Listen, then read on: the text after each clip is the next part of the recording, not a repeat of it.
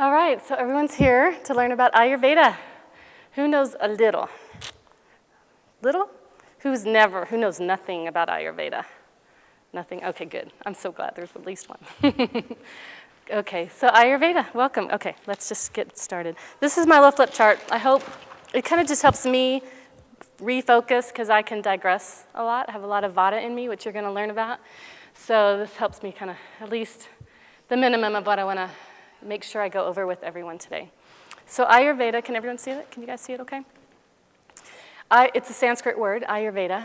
The roots are in the Vedas, the oldest scriptures in the world. And Ayur means life. And it's not just, our life, that we are alive, but all of life, from plants to insects to the rocks to oceans to the earth, the solar system, the galaxy. So all of life is incorporated in the word Ayas. And Veda means knowledge or science. And so it's literally translated as the knowledge and science of life. And it's a complete science in and of its own right. I mean, my background was Western medicine, allopathic medicine. I was a corpsman in the Navy, and so I had more right brain, is that right? Right brain, logical thinking? Is that the right side for the brain? Left brain is more, left logical. So I was more the left brain thinker. And being the dominant pitta, which you're going to understand more in a minute, I'm like, I want to know things, So when I was going to school, I had faith in yoga, because I'd been a yogi for a few years before going to Ayurveda school. So I had faith in yoga. I mean, I knew yoga worked. So I was putting my faith that Ayurveda was just as true and on target as yoga.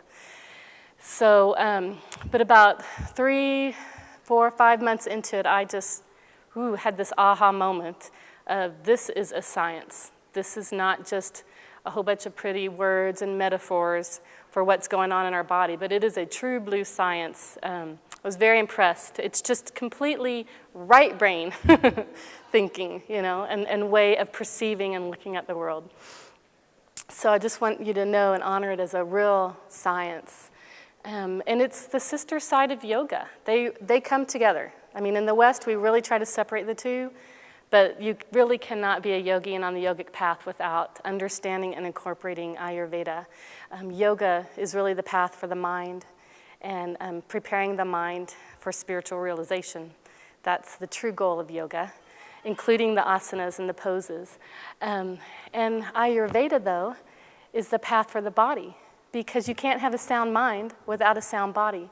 And so Ayurveda exists to support the body and then the mind on the path of self-realization, God-realization, on your spiritual path to know God. So it's a holistic medicine modality. It really addresses the body, the mind, and the spirit.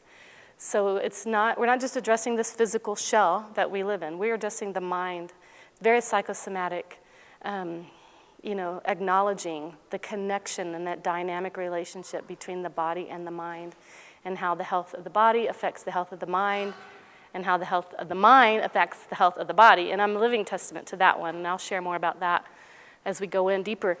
So it's a very holistic approach to health, and that you can actually addressing one aspect. So say we're just going to address the mind, which was my path of healing in Ayurveda, was really addressing the mind issues first, which then helped heal the physical issues. It was pretty cool to see and witness personally. And then as that happened, this balance between body and mind happened, I feel like my whole spiritual path awakened. Like I really feel, I'll share a little bit now, I really feel from at the age of 33, 2005, so I'm aging myself, but I feel like that's when I first came into my body. I feel like those years before, 33 and before, I don't know who was possessing me. That woman was very reactive, very reactive. I don't think I was conscious one moment of my life before the age of 33, except when I was doing yoga. It was only when I was doing yoga that I had these glimmers, these hints of who I was. And it was that yoga those moments that kind of kept me on the path of kept doing yoga and not giving that up until I remember waking up one day going, I'm going to be a yoga teacher because yoga makes me alive. And so that's when I started going to yoga teacher training school, and then that's when I was introduced to Ayurveda. And so that's when my healing journey began. And it was really that year of going through yoga teacher training school that I found out, oh, who's Gwen? Yay, I'm here, world. You know, like I really came into who I am. And then it was just from then on, I just feel like every year gets better and better. I fine-tune a little more and come closer and closer to who I am. And really the ultimate connection is, you know, really connecting to who I really am, you know, on that core heart level, which is all of our path. Any questions so far about what is Ayurveda? I can even go a little bit further and say some more about Ayurveda being a preventative medicine, that it's a path about not only can Ayurveda healing therapies address ailments in the physical body and the mental body, but it can actually, it actually prepares you to not get, it prepares this ecosystem. This is an ecosystem that we're living in. It's about microcosm equals macrocosm. Do you know what I mean when I say that? That we're, you familiar with the terminology of what an ecosystem is? Like say there's a pond and there's like billions of little life forms in that pond. Well, we are one of those billions of little life forms in the pond of this earth, right?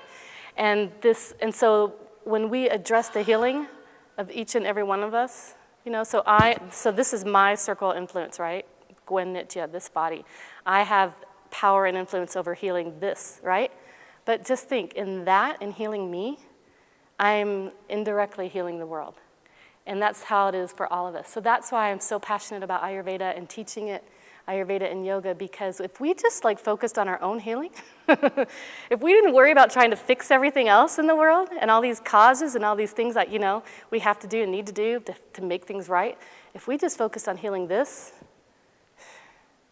we will come a long way to healing the whole world because we're all connected. It literally is the microcosm, macrocosm. And that's what Ayurveda teaches. That's what they were teaching 2,500 years ago, 5,000 years ago, 10,000 years ago. They were teaching this.